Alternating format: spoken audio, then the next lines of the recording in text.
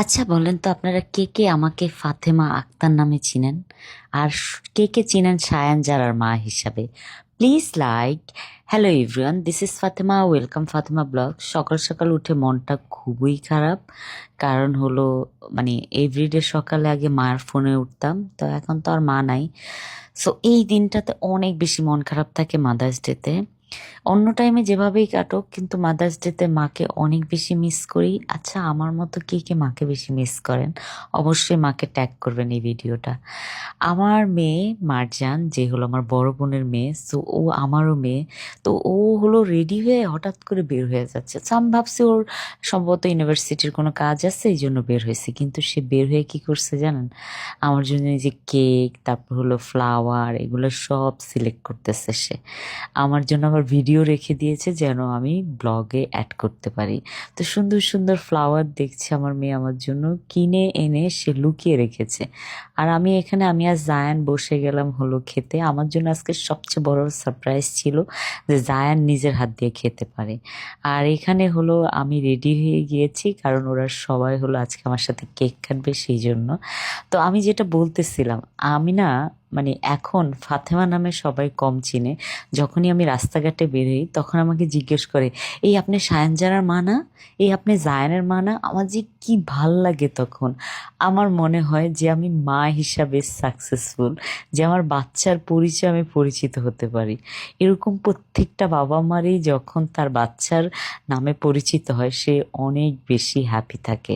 যেমন আমার গ্রামে আমার আব্বাকে সবাই হলো আমার নামে চিনতো। যেমন বলতো যে মানে আমার আব্বার নাম ছিল বললো আবু তালেব মিজি, তো বলতো আবু তালেব মিজির ছোট্ট একটা মেয়ে আছে যে অনেক অনেক লক্ষ্মী। সবাই আমাকে মানে অনেক লক্ষ্মী ভাবে, কারণ হলো আমি আমার বাবা মার অনেক টেক কেয়ার করতাম, শুধু বাবা মার না, প্লাস হলো আমার শ্বশুর বাড়িরও। তো সেই জন্য আমাকে সবাই লক্ষ্মী মা হিসাবে ডাকতো।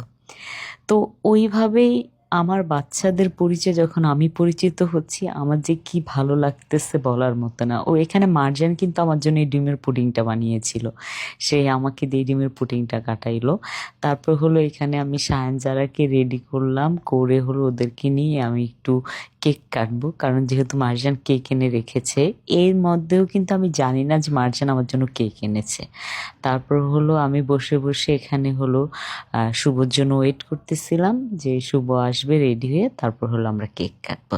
তো এখানে জারাকে হাতে গাজরা পরিয়ে দিয়েছিলাম। আজকে ফার্স্ট টাইম যারা গাজরা পরেছে হাতে, কি যে ভাল লাগতেছে জারাকে গাজরাতে হাতে। আমার মেয়েকে আর আমাকে দুইজনকে খুবই সুইট লাগতেছে গাজরাতে। তারপর হলো জায়ানও রেডি হয়ে চলে আসলো। এই যে জায়ানকে আমি বালিশ দিয়ে তারপর জায়ানকে বসালাম। জায়ান দেখাচ্ছে আমি তোমার সমান সমান হয়ে গেছে।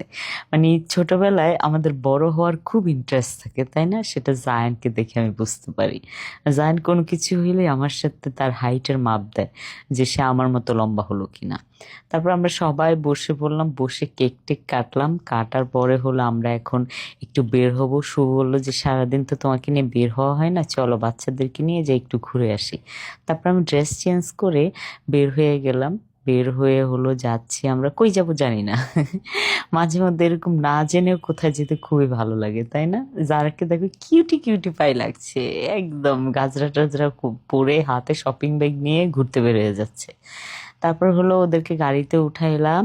উঠে হলো আমিও গাড়িতে উঠলাম। উঠে হলো আমরা স্টার্ট করলাম। তারপর আমার হাজব্যান্ড বললো যে অনেকদিন আমরা হাতিরঝিল যাইনি, চলো হাতিরঝিল যাই ঘুরে আসি। তারপর আমরা হাতিরঝিল গেলাম। যাওয়ার পরে এখানে বসার একটা জোন আছে, এখানে বসলাম।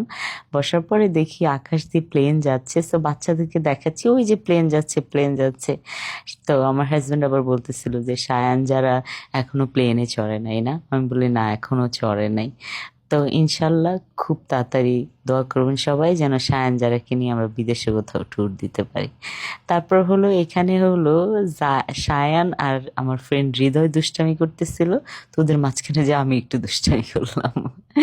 করার পরে হলো সায়ানের সাথে আমার বেশি অ্যাক্টিভিটি থাকে, কারণ সায়ান অনেক বেশি রেসপন্স করে দুষ্টামি অ্যাক্টিভিটিতে। আচ্ছা, বলাই তো হয় না, পৃথিবীর সকল মাকে আমার পক্ষ থেকে মাদার্স ডেতে শুভেচ্ছা, হ্যাপি মাদার্স ডে। পৃথিবীর সকল মা ভালো থাকুক। আর আমিও যেহেতু 3টা বাচ্চার মা, দোয়া করবেন এভাবেই যেন বাচ্চাদেরকে মানুষের মতো মানুষ করতে পারি। Thank you so much for watching my video. Bye bye, আল্লাহ হাফেজ।